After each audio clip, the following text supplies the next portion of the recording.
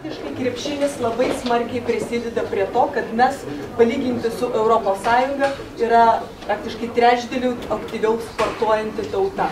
Milijardas litų. Tiek pinigų analitikų skaičiavimai šalies ekonomikoje sugeneruoja krepšinis. Krepšinis Lietuvoje ne tik svarbus sportas, bet ir perspektyvus bei pelningas verslas. Tyrimas parodė, kad krepšinio sirgaliai Lietuvoje yra viena iš tikimiausių vartotojų grupių, o krepšinio duodama ekonominė nauda nuolat didėja.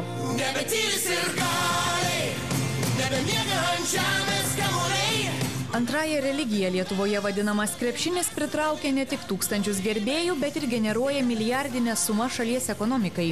Skaičiuojama, kad krepšinio kultas per pastarą dešimtmetį šalies ūkį papildė 9 milijardais litų. Ekspertai suskaičiavo, kokią įtaką krepšinis turi Lietuvos ekonomikai. Pirmą tokio pobūdžio tyrimą atliko DNB banko analitikai. Netrukus šią temą prasidės spaudos konferencija, bet prieš ją turime galimybę kalbėti su Jekaterina Rojaka, DNB banko ekonomiste Baltijos šalims. Labadiena, Jekaterina. Labadiena.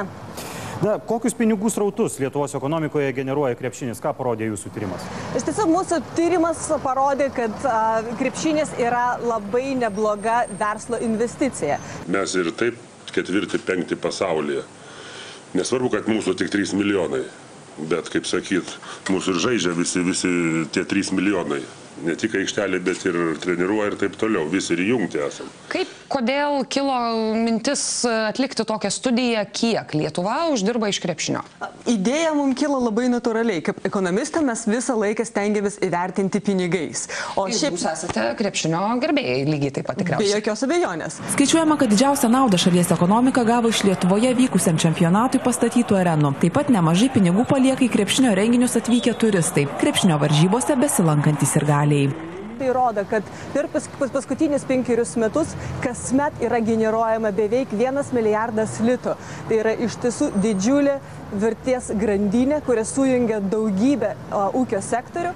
Per finansų analitikų atliktą tyrimą paaiškėjo, kad kasmet Lietuvos ūkyje sukasi apie 1 milijardas litų tiesiogiai susijusių su krepšiniu. Iš vidaus vartojamos pusės yra labai svarbi kategorija būtent tų aktyviai sportuojančių žmonių, Lietuvos gyventojų. Jų yra praktiškai apie 100 000, kurie kasmet išleidžia apie 150 milijonų litų kartu. Tai kiekvienas papildomas iš užsienio ateinantis pinigas į krepšinį generuoja maždaug apie 80% grąžą. Tai vėlgi dvigubai daugiau negu bendras efektas. Per krepšinį pasistatė tos salės, kurios naudojamos patys žinot, ne tik krepšinį. Taip, kad jos halė stovėjo kiek 70 metų su virš. Tai tos salės turbūt irgi mažiau gal nestovės.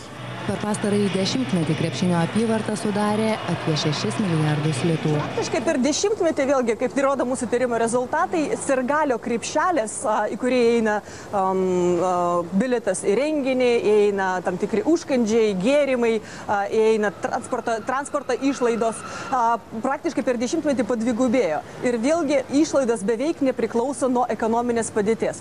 Ekonominių požiūrių tai vėlgi reiškia, kad elastingumas tų išlaidų yra nedidelis. Apie 100 000 žmonių Lietuvoje reguliariai sportuoja krepšinį.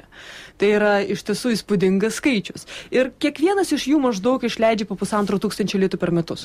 DNB banko analitikai atlikę tyrimą krepšinio poveikio Lietuvos ekonomikai studiją teigia, kad teigiamas poveikis Lietuvos ekonomikai per metus siekia apie 1 milijardą litų. Šiandien DNB banko analitikai pristatė tyrimą, kokią įtaką krepšinis turi Lietuvos ekonomikai. Banko specialistų skaičiavimų kiekvienas krepšiniui skirtas litas atneša 40% grąžą. Krepšinio teigiamas poveikis Lietuvos ekonomikai per metus siekia apie 1 milijardą litų. Taip teigia vieno didžiausių Lietuvos komercinių bankų DNB analitikai. Krepšinis Lietuvai kasmet uždirba po 1 milijardą litų, sako vieno didžiausių Lietuvos komercinių bankų DNB analitikai. Pasak banko vyriausiosios ekonomistės Baltijos šalims Jekaterinos Rojakos, vien statybų sektoriaus investicijos susijusios su krepšiniu pastaraisiais metais siekia daugiau nei 600 milijonų litų. Aš tikrai džiaugiuosi, kad nors kartą ne tik krepšinį reikia duoti, bet pasirodo jisai atiduoda kažką ir nemažai atiduoda turbūt nemažą ekonominį postūmį Lietuvoje.